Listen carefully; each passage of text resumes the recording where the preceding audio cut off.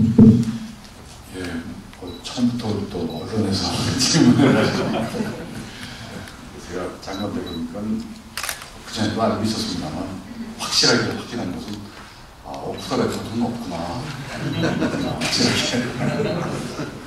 그래서 좀 불안해도 주시겠어요. 그래서 통일에 대해서 지금 선생님이 하는 질문은 당연히 나올 만한 질문이라고 생각합니다. 우리 정부의 그 공식적인 통일 방안은 아시다시피 민족공동체 통일 방안입니다. 이 화해협력 단계, 그리고 연합 단계, 남북 연합 단계, 그리고 이제 단일국가의 통일 3단계로 되어 있죠. 그런데 이제 그게 이제 89년에 이제 만들어져 가지고 지금 이루고 있는데 25년이 됐습니다. 그때는 냉전이 종식되는 그 마지막 시점이었습니다. 그 시대를 저는 반영한 그런 방안이라고 봅니다.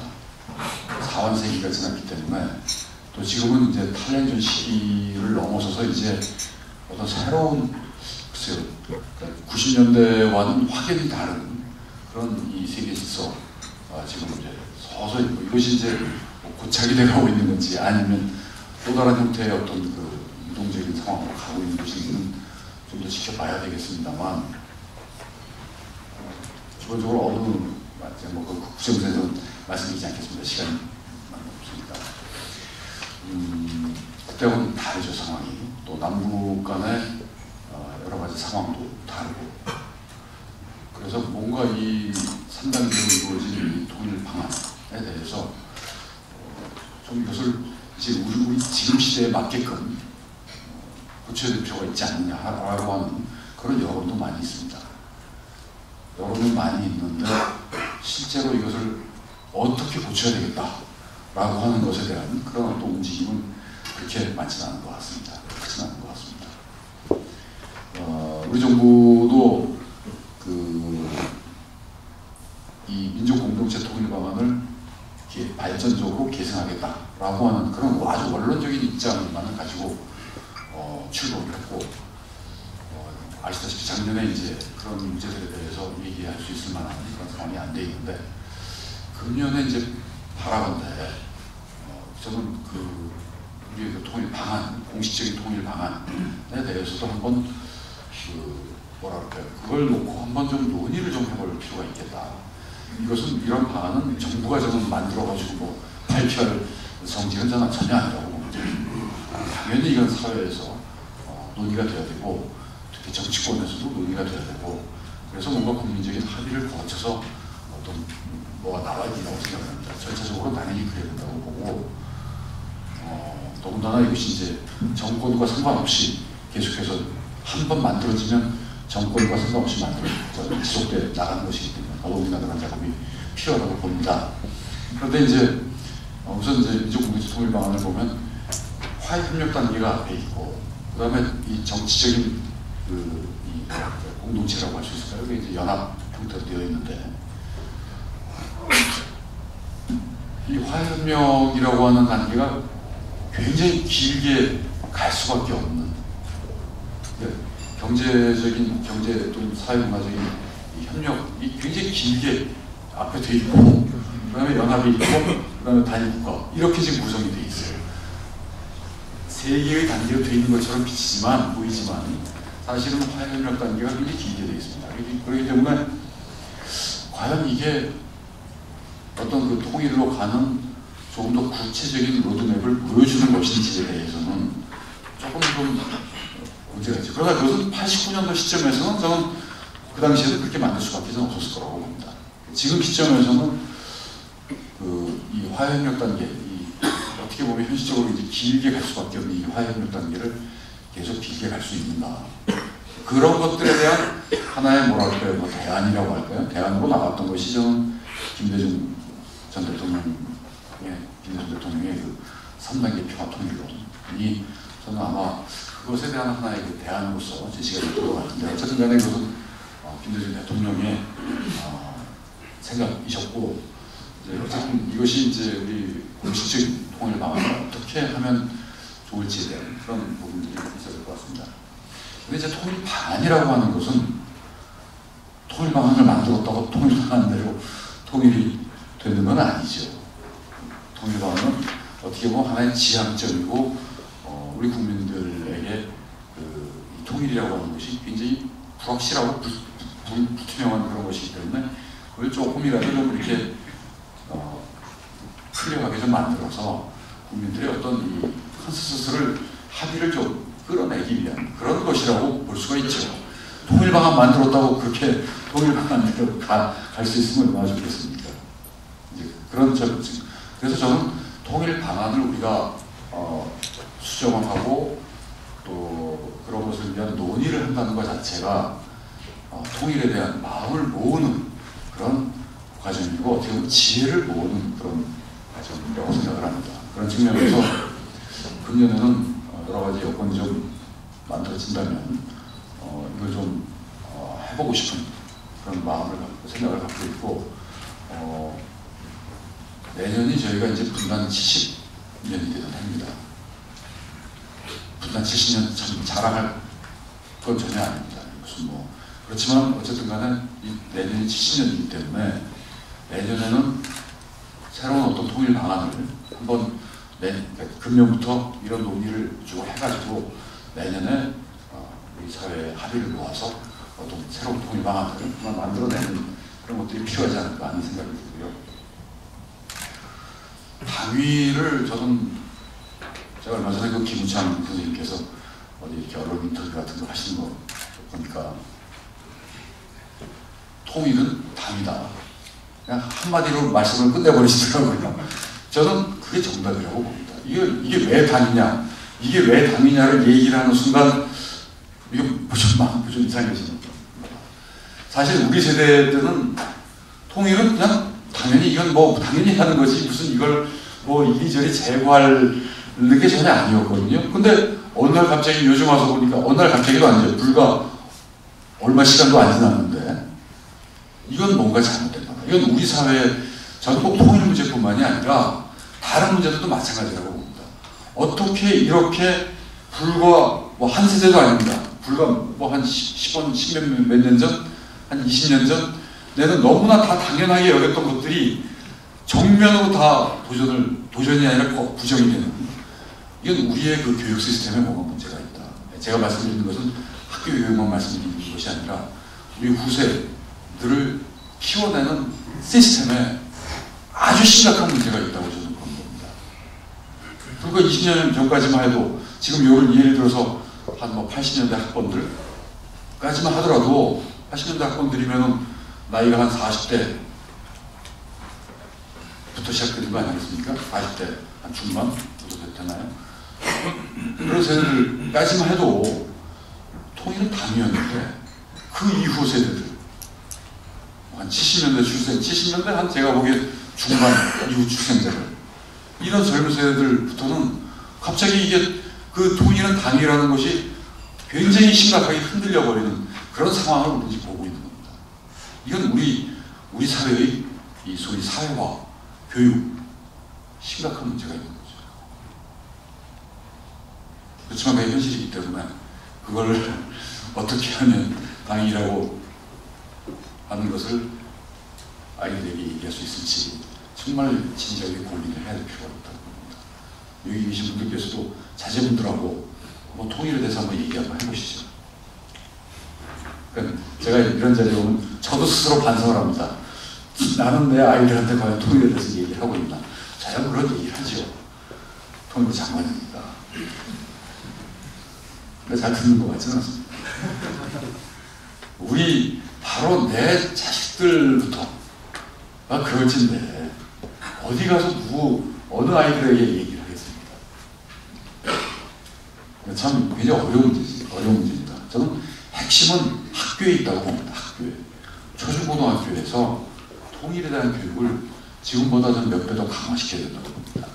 이것이 단순히 미래에 올 통일에 대한 문제일 뿐만 아니고 미래에 우리 젊은 아이들에게 희망을 주는 그런 것일 뿐만 아니고 아까 제가 말씀드린 대로 바로 우리 사회, 우리 공동체에 대한 우리 공동체 속에서 살고 있는 구성원들 정체성과 좀 관련된 문제라고 봅니다.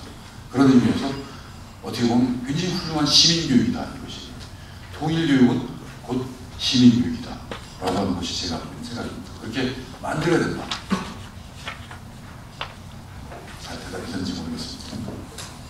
그리고 아까 정치적, 경제적인 담론으로만 해석할 게 아니라 좀 더 다른 각도로 접근을 하셔야 된다는 말씀을 하셨는데, 그러면서 국민의 합의를 도출하고 문화적 교육으로 접근하자고 하셨거든요.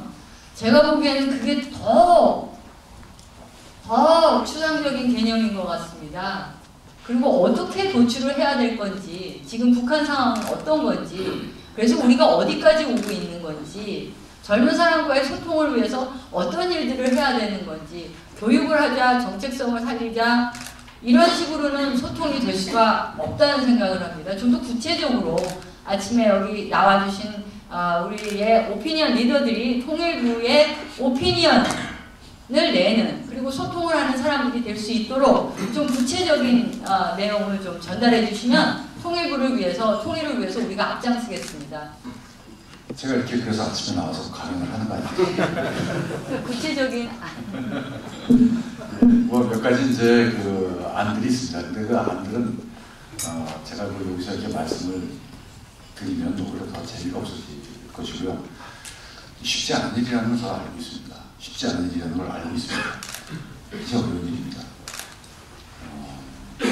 우리 사회에 정말 지도자들이 나서야 된다고 봅니다. 그런 점에서는 대통령께서 통일은 대박이다 라고 하는 그런 굉장히 과감한 표현을 쓰신 것, 전 그것이 어떤 의미에서는 굉장히 중요한 그 촉진제 역할을 저는 할 수 있다고 봅니다.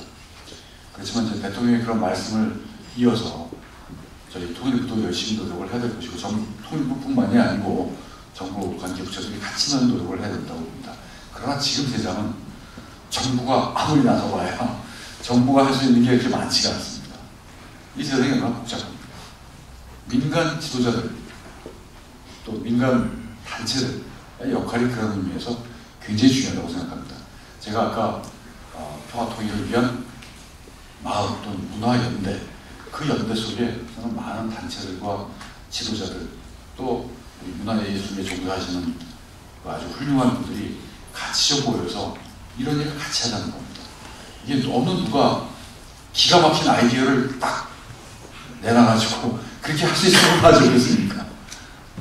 기가 막힌 아이디어도 저는 없다고 보고, 그런 아이디어가 있을 수도 없고, 그렇지만 감동을 가지고 할 수 있는 방안들을 만들어내야 된다고 생각을 합니다.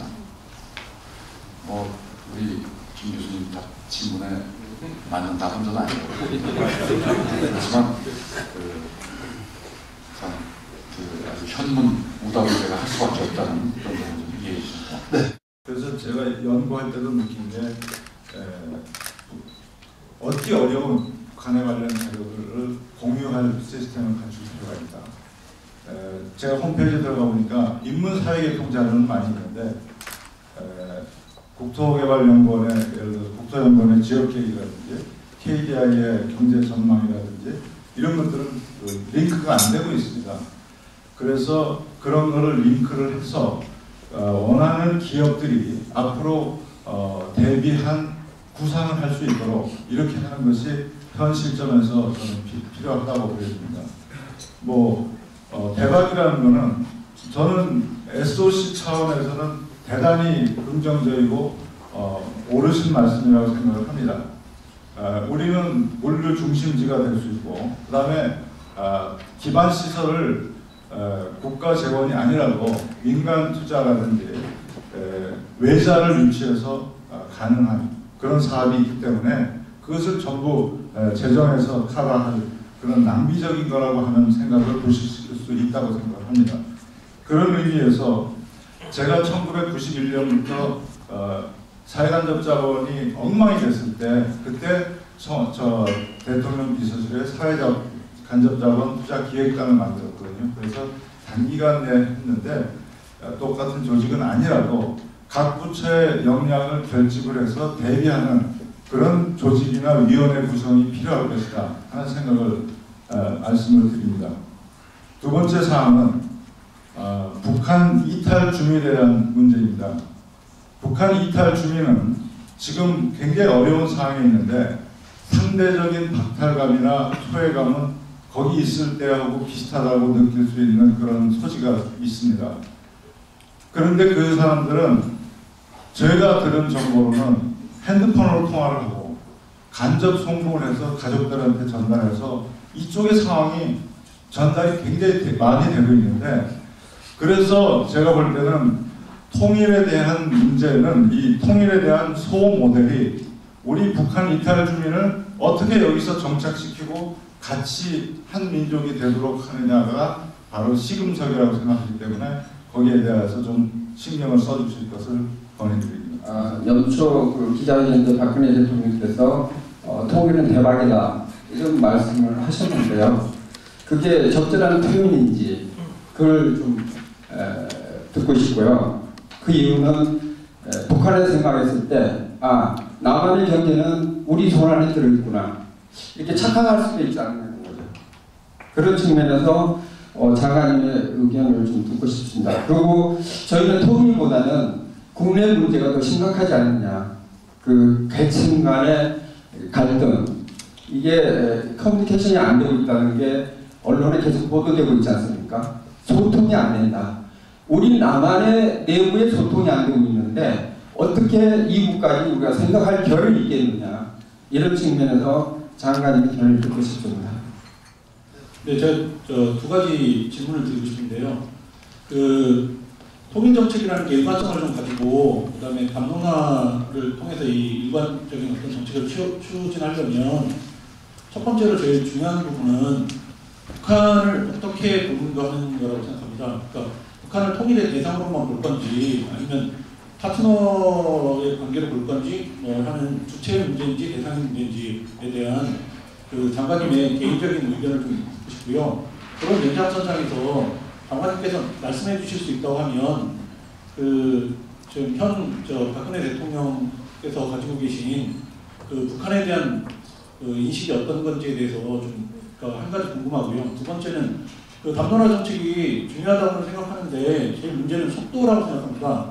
이게 장기간에 걸친 시간이 좀 필요할 건데 지금 이제 여기 계신 다른 분들도 아마 궁금하실 텐데 일본하고 중국이 북한 문제에 대해서 굉장히 빠른 속도로 자신들의 영향력을 지금 여론 주도력 이런 부분들에 영향을 많이 미치는데 그런 차원에서 그 장관님께서는 이 속도의 문제를 담론화 정책의 속도의 문제를 어떻게 감안하고 계신지 그 두 가지가 궁금합니다. 감사합니다.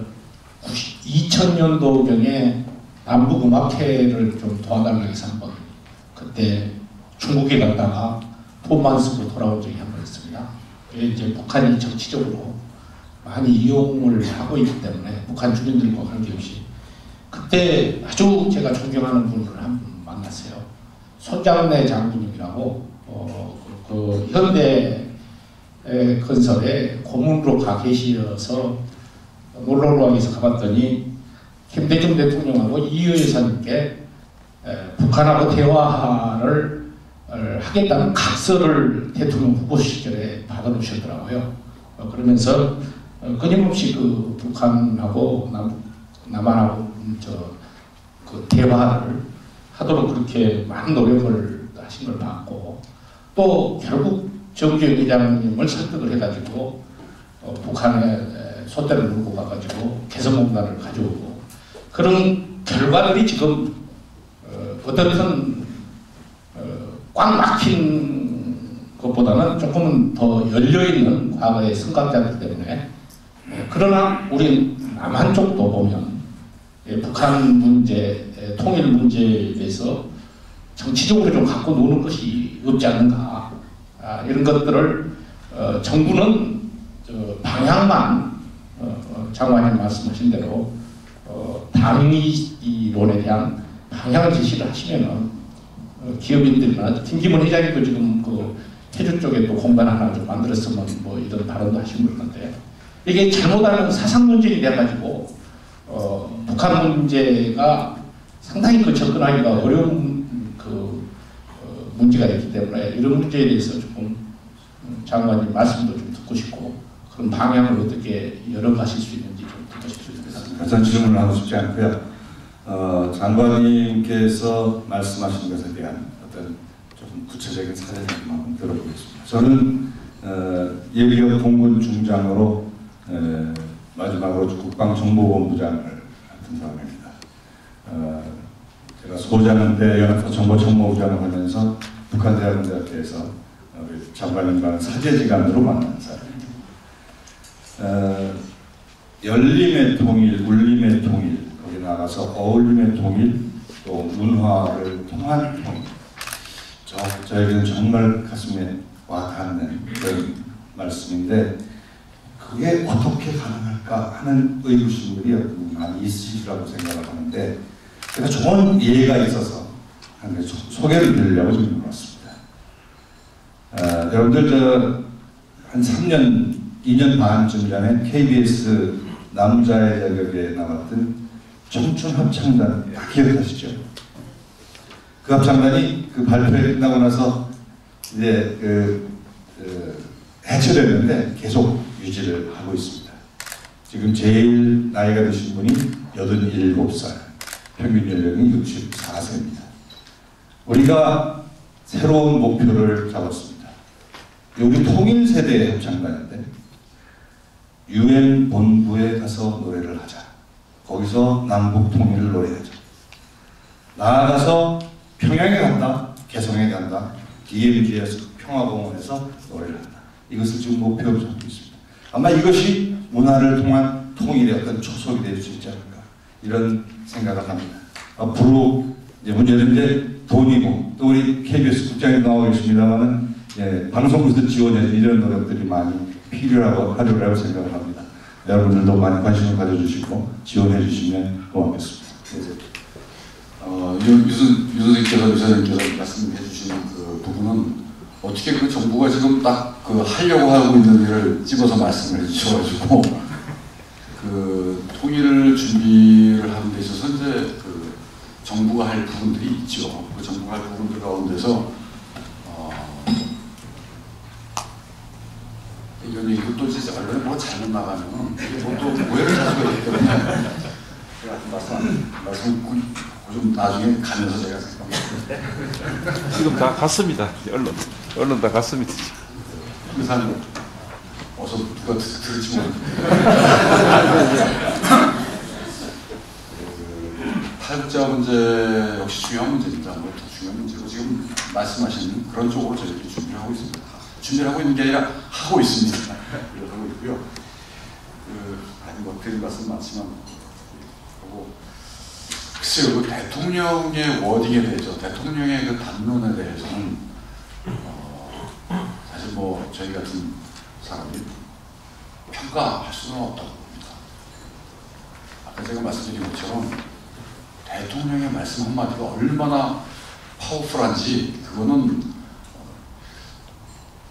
어쨌든 많은 사람들이 여기에 관심을 갖게 됐고 이게 뭐냐, 무슨 뜻으로 하신 말씀이냐 부터 시작해가지고 많은 얘기들을 하지 않습니까?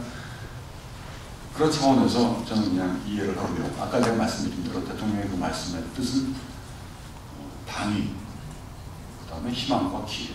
저는 이 세 개의 그 개념이 이루어져 있는 거라고 생각을 합니다. 그리고 어쨌든 간에 그렇게 한번 화두를 던지신 거기 때문에 그걸 통해서 우리 사회의 통일에 대한 관심을 불러일으킬 수 있도록 통일과 역할을 해야 되겠다 하는 그런 생각을 갖고 있습니다. 우리 국내적인 문제들에 대해서는 뭐 그건 제가 언급할 얘기는 아닌 것 같고요. 다만 제가 바라는 것은 통일이라고 하는 것은 우리 사회의 그 사회 내에 있는 분열과 갈등을 치유할 수 있는, 물론 지금까지는 오히려 통일 문제가 우리 사회의 분열과 갈등을 촉발시키는 그런 그 부분 중에 하나였지만 앞으로는 오히려 여기서부터 그 갈등과 분열을 조금이라도 덜 뿐만 아니라 우리 사회를 통합과 소통으로 갈 수 있는 그런 사회로 만드는 중요한 그 계기로 삼아야 되는 게 아닌가라고 하는 것이 제가 갖고 있는 생각입니다. 굉장히 어려운 얘기라는 걸 저도 알고 있지만 그렇게 할 수 있는 곳이고 그렇게 해야만 된다라고 저는 생각을 합니다. 신민석 선생님께서 글쎄 이것도 뭐